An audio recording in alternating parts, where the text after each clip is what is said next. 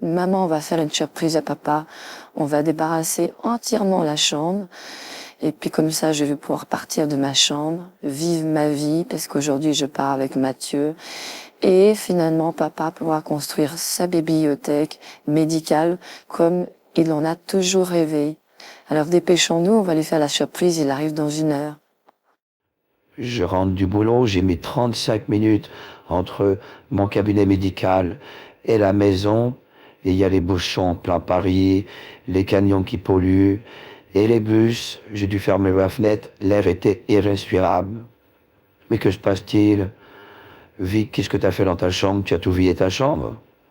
Mais pourquoi ta chambre est complètement vide? Explique-toi. Avec maman, on a mis 3 heures à débarrasser la chambre.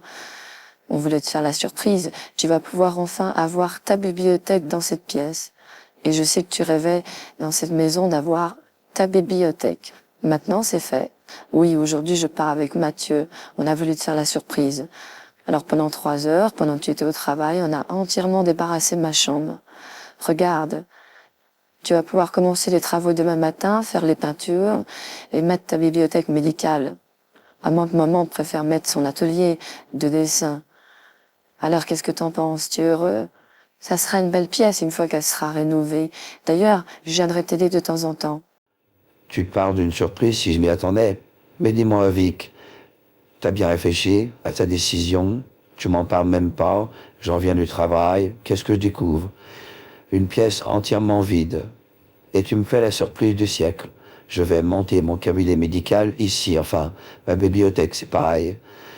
Mais j'ai pas besoin d'une bibliothèque, j'en ai une sur mon lieu de travail et je peux la consulter tous les jours. Et puis il y a des choses tout de même plus importantes qu'une bibliothèque médicale ou un atelier de dessin que tu pourrais faire pour ta mère. Tu débarrasses ta chambre, c'est une chambre familiale. Et on l'a construite quand tu étais encore tout bébé. Et tu viens comme ça, sans m'en parler, changer la peinture, changer l'ambiance, vider entièrement la pièce. Mais on croirait qu'on emménage ici. Tu m'as demandé mon avis. Avant de faire tout cela, c'était au moins la moindre des choses, de m'en toucher un mot.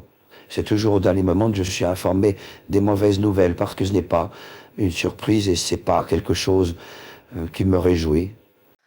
En fait, si je comprends bien, ça serait préférable que je demande à Mathieu de ramener toutes les affaires et que cette chambre soit à nouveau remplie comme elle était ce matin.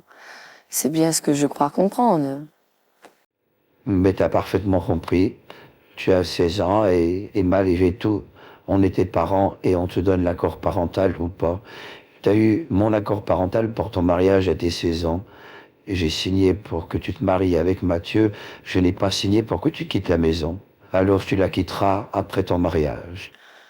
Alors là, je te contredis, regarde ce document de mariage avec Mathieu, regarde ce qu'il y a écrit.